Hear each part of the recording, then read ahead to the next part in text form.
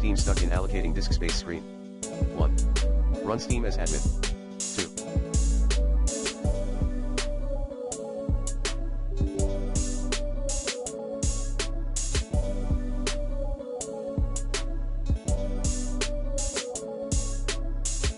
2. Clear Steam download cache. 3. Change your download region. 4. Allow Steam to bypass your Windows Defender firewall. 5.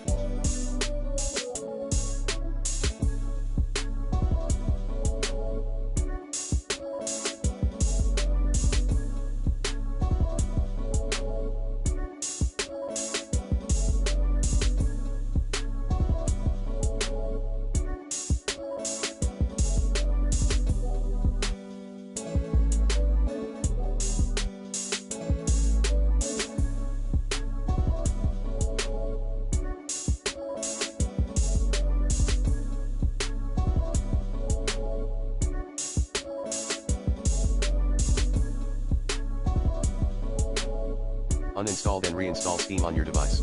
6. Check if you have any disk errors.